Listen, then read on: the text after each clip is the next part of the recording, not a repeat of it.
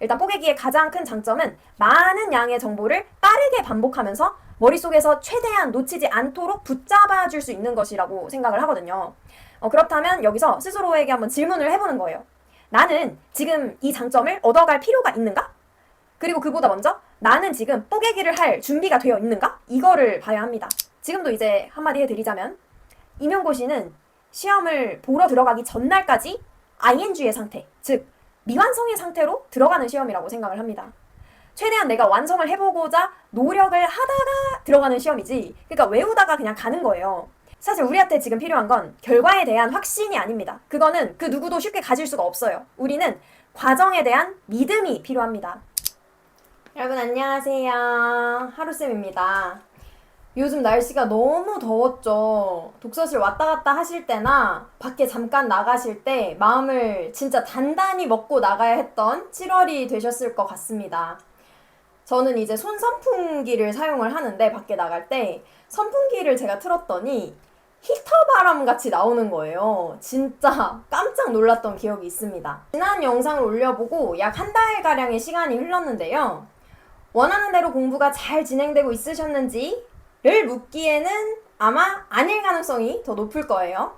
사실 어떤 계획을 세우던지 하루 24시간이 모자르고 어떤 공부를 오늘 하셨던지 간에 자신의 공부가 마음에 쏙 들지 않는 게 바로 임용 수험기간 같거든요. 그래서 너무 스스로를 자책한다거나 부정적으로 미래를 그려나가기 이런 건 절대 안 하셨으면 좋겠습니다. 자, 오늘의 주제는 이맘때 제가 말씀을 안 드릴 수가 없죠. 바로 뽀개기 준비해 왔습니다. 이제 슬슬 여기저기 다양한 경로를 통해 뽀개기라는 단어를 접하실 텐데요. 소수분들은 도대체 뽀개기가 뭔데? 이런 생각이 많이 드실 거라 생각을 합니다. 그래서 오늘은 제가 뽀개기란 무엇이고 효율적으로 뽀개기 하는 방법에 대해 A부터 Z까지 탈탈 털어서 전달해 드릴 테니까요. 이번 영상은 되도록 건너뛰지 마시고 이거 1.5배속으로 들으셔도 좋으니까 내용을 놓치지 않고 모두 들어주시는 걸 꼭 추천드립니다. 자, 그럼 바로 한번 시작해 볼게요. 자, 먼저 첫 번째, 뽀개기란 무엇인가? 사실 이것도 정확한 정의를 말씀드리기는 어렵지만 이제 임용고시 세계관에서 구두를 통해 전해져 내려오는 뽀개기의 정의는 바로 이거죠. 우리가 공부하는 임용고시의 전 범위를 기간을 정해서 그 안에 빠르게 훑어나가는 것을 말합니다. 예를 들어 내 첫 텀을 나는 3주로 잡아야지 한다면 3주 안에 내가 공부해야 하는 기본 이론과 교육과정, 모형, 총론, 그리고 강론까지 싹 다 보는 거예요. 저 같은 경우에는 강론을 중심으로 텀을 잡아서 공부를 했어요. 왜냐하면 기교모총을 다 돌리는 기간과 강론을 다 돌리는 기간이 딱 맞아 떨어지지 않았기 때문에 저는 따로 계획을 해서 따로 돌렸습니다. 사실 임용이 범위가 워낙 넓잖아요. 그래서 만약에 지금 내가 수학 강론을 막 외우고 있어요. 근데 전전 스터디 과목이 만약에 국어였어요. 그러면 사실 지금 수학 강론 외우고 있을 때 국어 막 듣기 말하기 세세한 강론 내용 이런 거 다 머릿속에 없잖아요. 이게 남아있기 쉽지가 않단 말이에요. 이러한 어떤 인간의 본질적인 뇌용량의 한계를 극복하고자 우리는 많은 범위를 최대한 빠르게 훑어보겠다. 이런 취지에서 등장한 것이 바로 뽀개기가 되겠습니다. 자, 그럼 뽀개기의 정의에 대해 말씀을 드렸으니까 정의와 관련된 논의를 하나 짚고 넘어가겠습니다.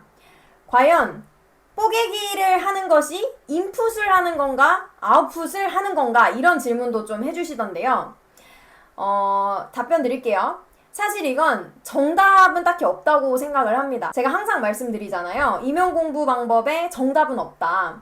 누군가는 아웃풋을 해야만 내가 한 텀 좀 돌렸네, 한 텀 됐다 이렇게 느끼고, 또 누군가는 시간 대비 효율을 생각했을 때 그냥 인풋만 하는 게 내 머릿속에 잘 남더라 하는 분들도 계실 거예요. 저의 경우 임용 공부할 때 디폴트 값은 늘 시간 모자라 인간이었어요. 그래서 사실 스터디하는 시간을 없애기 위해 재수 시절 스터디를 없앤 것도 맞고요.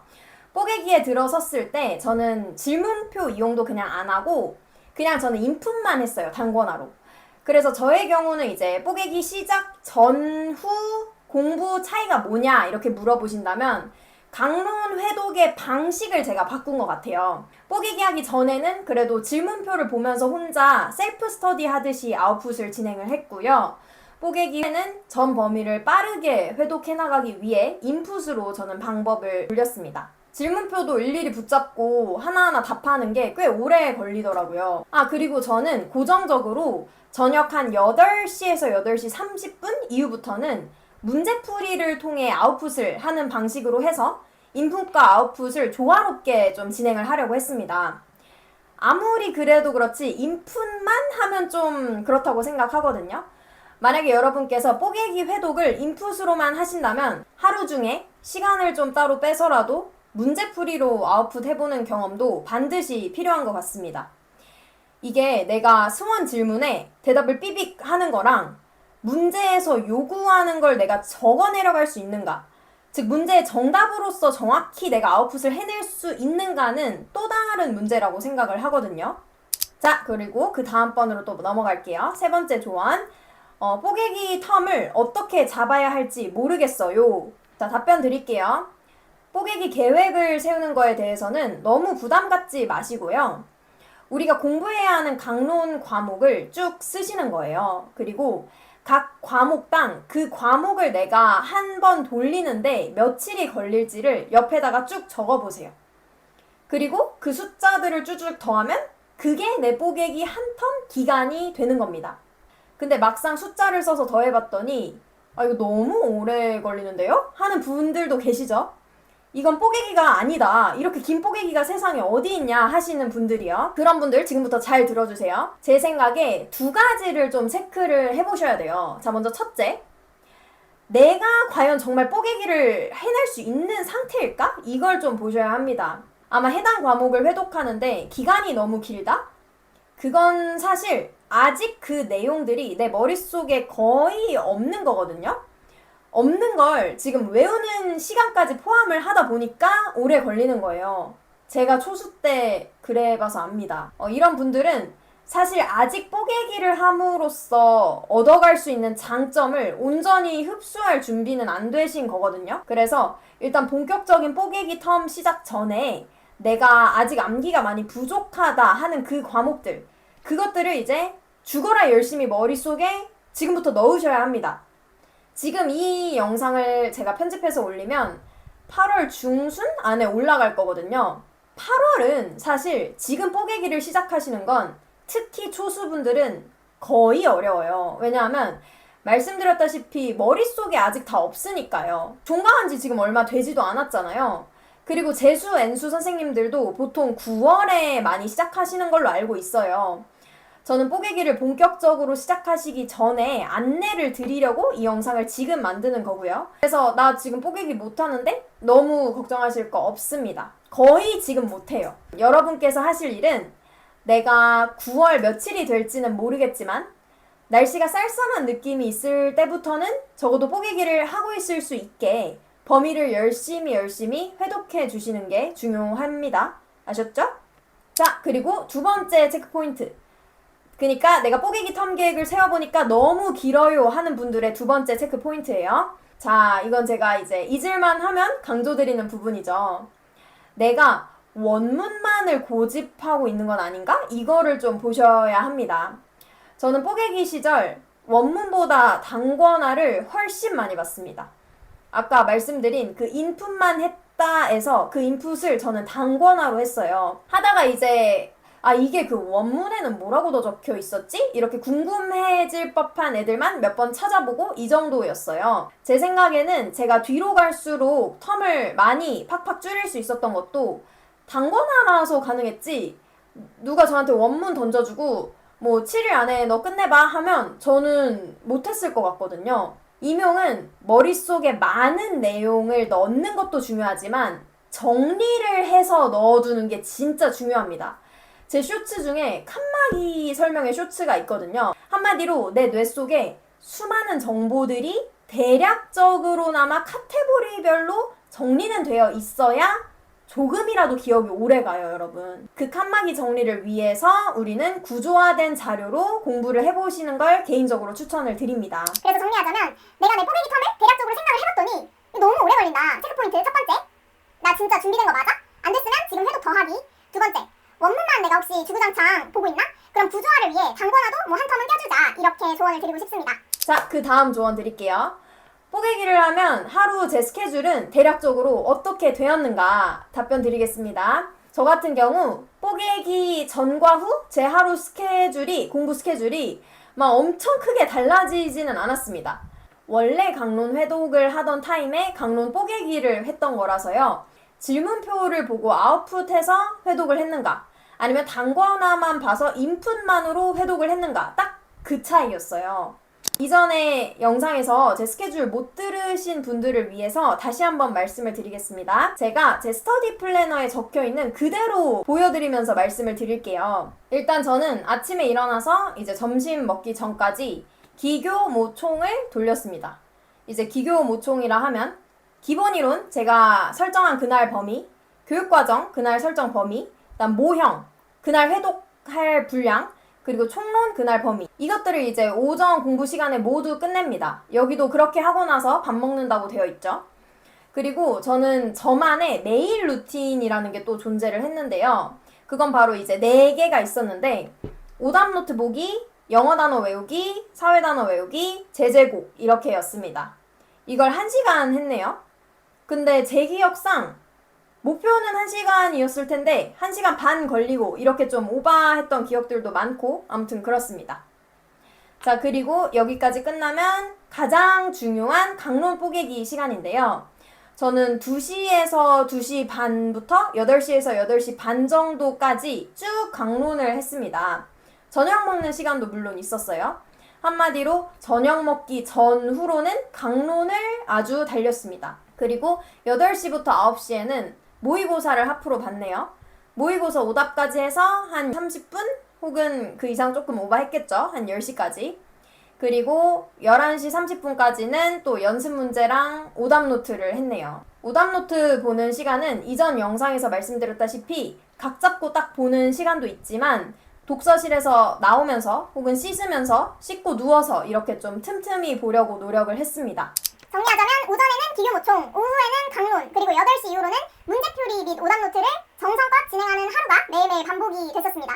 저의 경우 초수 시절과 재수 시절 크게 달라졌던 점 중 하나가, 아시는 분들은 아실 텐데 오답을 정말 열심히 공부했어요.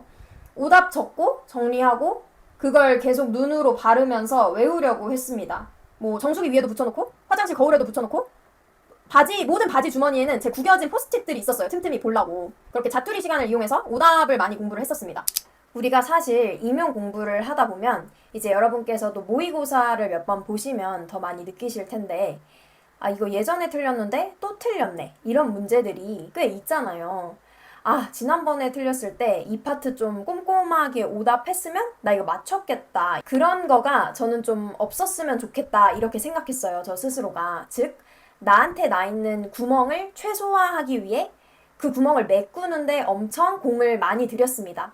10월, 11월 이렇게 막판으로 갈수록 사실상 구멍 메꾸기 그리고 열심히 채우기, 이 2개의 반복이거든요. 그리고 제 기억상 제가 하프모고를 매일 보지는 못했던 것 같긴 한데, 아무튼 8시에서 8시 반 이후부터 자기 전까지는 어떤 형태든 문제풀이로 아웃풋을 하고 그리고 오답을 외우는 것을 진행을 했었습니다. 자, 그 다음 조언입니다. 그 다음 조언은 뽀개기 할 때 마음가짐이에요. 여러분, 뽀개기를 한다는 것 자체가 사실 기분이 좀 이상하실 거예요. 보통 시험 막바지 기간에 뽀개기를 하는 건데, 그럼 나 지금 후반부라는 건데 내 상태가 지금 후반의 상태가 과연 맞나? 내 실력이 이게 맞는 건가? 이런 생각이 드실 텐데요. 아마 제가 10월 되면 멘탈 조언을 또 해드릴 거예요. 지금도 이제 한마디 해드리자면, 임용고시는 시험을 보러 들어가기 전날까지 ing의 상태, 즉 미완성의 상태로 들어가는 시험이라고 생각을 합니다.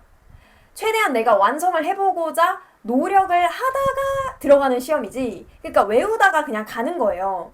저도 여러분 교대니까 교대 친구분들이 많이 있을 거잖아요. 저랑 같이 재수해서 서울 붙은 친구도 있고, 초수 때 저랑 스터디했던 친구는 엄청 고득점으로 부산을 초수로 붙었었어요. 그리고 경기 초수 합격자 등등 많이 있어요. 그 친구들 한 명 한 명한테 물어봤을 때 나는 붙을 거 알고 나 1차 보러 갔다 하는 사람이 있을까요? 진짜 단 한 명도 없습니다. 그 불확실함 속에서 아무튼 내가 한 줄기의 빛을 잡고 시험장에는 들어가야 되잖아요. 여기서 이제 중요한 게 바로 스스로의 과정에 대한 믿음입니다. 열심히 마저 안 하면 진짜 내가 붙잡고 갈 희망의 실타래가 마지막에 없어요. 그래, 나 열심히 했어. 내가 어려우면 내 앞뒤 옆 다 어려워. 지금 미완성인 것 같지만 붙었던 사람들도 다 그랬대잖아. 그래도 나 과정에서는 열심히 했잖아. 이런 마음으로 가시면 진짜 훨씬 편안해지거든요, 마음이. 사실 저는 여러분, 임용은 열심히 하면 무조건 붙는 시험이에요. 이런 말을 감히 해드릴 수가 없습니다. 그건 거짓말 같거든요. 누구는 죽어라 해도 떨어질 수가 있는 시험이 저는 임용인 것 같아요. 일단 변수가 너무 많아요. 그리고 붙는 사람들은 다 열심히 합니다. 내가 진짜 붙고 싶으면 열심히 하는 건 당연하고 열심히 하는 나 자신을 다독여주고 믿어주는 그 마음이 꼭 같이 붙어와야 합니다. 진짜 초수 때와 재수 때 제 결정적인 차이였어요. 저는 2번 다 다시 돌아가도 그렇게 못할 것처럼 열심히는 했거든요. 근데 초수 때는 내가 남들보다 잘하고 있던 부분도 분명 많았을 텐데 다 필요 없고 그냥 스스로에 대한 믿음이 없었어요. 스스로에 대한 믿음이 없으니까 전날 그렇게 엉엉 울다가 들어갔겠죠. 사실 우리한테 지금 필요한 건 결과에 대한 확신이 아닙니다. 그거는 그 누구도 쉽게 가질 수가 없어요. 우리는 과정에 대한 믿음이 필요합니다. 지금 이 영상을 언제 보실지 모르겠어요. 만약에 오전에 보시는 거면 오늘 하루도 나 잘 해낼 수 있다 이렇게 믿어주시고, 하루 공부가 다 끝나고 저녁에 보시는 거면 오늘의 과정도 나는 잘 해냈다 이렇게 스스로를 좀 믿어주세요. 임용에서는요 여러분, 내가 나를 믿지 않으면 그 누구도 나를 믿어주지 않습니다. 그래서 나에 대한 믿음, 다독임 이런 거 꼭 챙겨가셨으면 좋겠습니다. 그 다음은 마지막 조언입니다. 마지막 조언, 뽀개기를 꼭 해야 하는가? 그리고 꼭 단권화로 해야 하는가?에 대한 말씀을 드릴게요.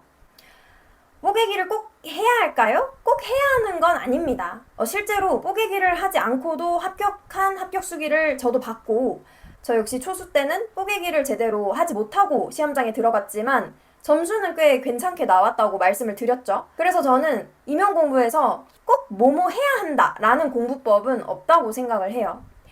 다만 많은 사람들이 어떤 공부법을 선택한다면 그 방법을 통해 얻을 수 있는 분명한 장점이 있기 때문이겠죠. 일단 뽀개기의 가장 큰 장점은 많은 양의 정보를 빠르게 반복하면서 머릿속에서 최대한 놓치지 않도록 붙잡아 줄 수 있는 것이라고 생각을 하거든요. 그렇다면 여기서 스스로에게 한번 질문을 해보는 거예요. 나는 지금 이 장점을 얻어갈 필요가 있는가?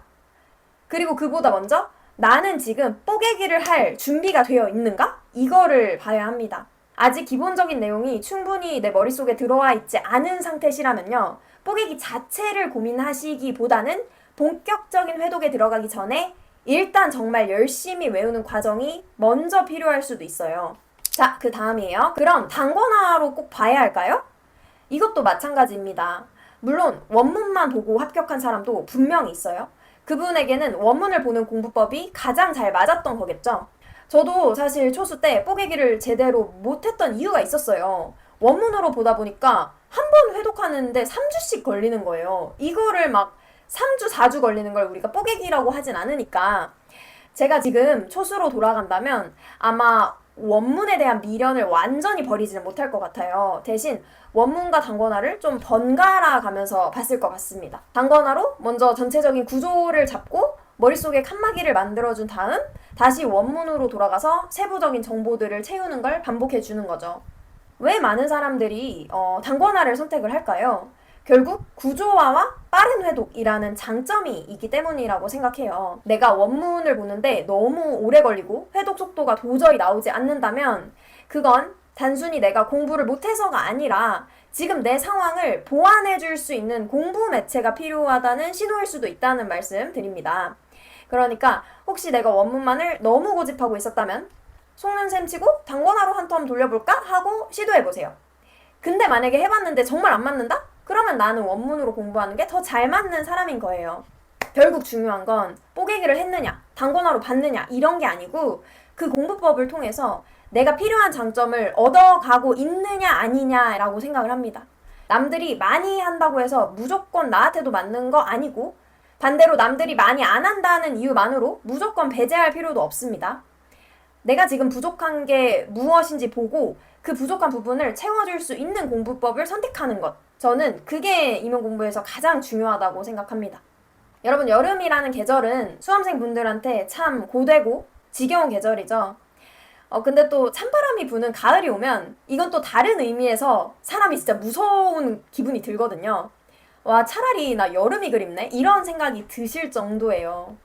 그리고 찬바람이 불 때쯤이면 오늘 말씀드린 이 뽀개기를 시작하시는 게 좋거든요. 그러니까 내가 강론을 빠르게 돌릴 수 있을 정도의 수준을 지금 날이 더울 때 열심히 만들어 주셔야 합니다. 지금은 너무 지치고 힘드시겠지만 8월, 9월, 10월 어떻게 보면 진짜 3개월 남은 거니까요. 제가 말씀드렸죠. 저는 월, 화, 수, 목, 금, 토, 일 적힌 포스트잇에 하루하루 X 표시하면서 버텼다고. 여러분께서도 하루하루 D-를 지워간다는 느낌으로 하루하루를 버티시면서 공부해주시면 좋겠습니다. 지금의 그 버팀이 하루하루 쌓여서 여러분께 꼭 좋은 결과로 돌아올 겁니다. 네, 여러분, 그럼 오늘 영상은 여기서 마무리해 보도록 하겠습니다.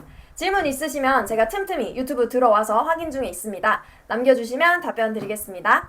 자, 그러면은 오늘을 포함해서 또 끝까지 함께 완주를 잘 해내봅시다, 여러분. 오늘도 영상 봐주셔서 감사합니다. 네, 여러분, 제가 편집을 하다가 추가로 드리고 싶은 조언이 생각나서 급히 똑같은 옷을 입고 카메라를 켰습니다. 나름 통일성을 위해서 똑같은 옷을 또 입었어요. 자, 이제 마지막 팁인데요. 진짜 찐 마지막 팁이에요. 저는 짧은 뽀개기랑 긴 뽀개기를 번갈아 가면서 진행을 했어요. 저 같은 경우는 단권화도 2개에서 3개 정도 저한테 맞는 걸 번갈아 가면서 돌렸었거든요. 그중 하나는 제 기억상 꽤 되게 꼼꼼한 단권화였어서 9일 이하로는 텀이 줄여지질 않았어요. 그래서 그걸로 볼 때는 10일, 11일, 12일 이렇게 봤었고, 또 그 다음 텀은 엄청 간단히 핵심 위주로 된 단권화로 6일 이렇게 거의 절반 수준의 속도로 보고 이거를 반복했었습니다. 제가 영상 편집을 하다가 제 예전 그 계획을 보다가 이게 알게 된 사실이어서 추가로 말씀을 드립니다. 저는 매일 이제 일주일에 한 번 정도 토요일이나 일요일에는 모의고사를 봤었고, 이제 그거를 제외하고서 이렇게 뽀개기 계획표를 세웠었어요. 지금 여기 보면 9월달 뽀개기가 8일 했다가 11일 했다가 그 다음에 다시 6일 했다가 이런 식으로 길었다가 짧았다가 이런 식으로 반복이 되더라고요.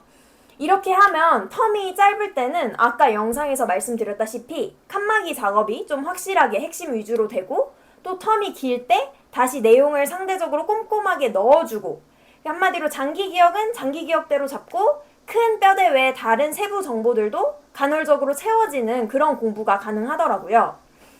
초수 때 사실 제가 생각했던 뽀개기의 개념은 텀을 무조건 나는 팍팍 줄여나가야지 였는데, 재수 때 이제 제가 인간 실험체로서 해본 결과는 왔다 갔다 길게 짧게 번갈아 가면서 하는 것도 도움이 저는 됐거든요. 그래서 이런 생각을 못 해보신 분들 중에 이 공부법 괜찮은 것 같다? 그럼 저처럼 한번 해보시는 것도 정말 추천을 드립니다. 이거를 뭐 뽀개기 2탄으로 넘길까 하다가 제 생각에는 좀 좋은 내용 같아서 이번 영상에 제가 언론 같이 편집해서 넣어볼게요. 뭔가 질문해주시는 내용이 너무 좋거나 아니면 제가 뽀개기 관련 조언이 또 머릿속에서 막 샘솟는다면 2탄으로도 한번 찾아와 보겠습니다. 네, 그러면 여기서 끊겠습니다.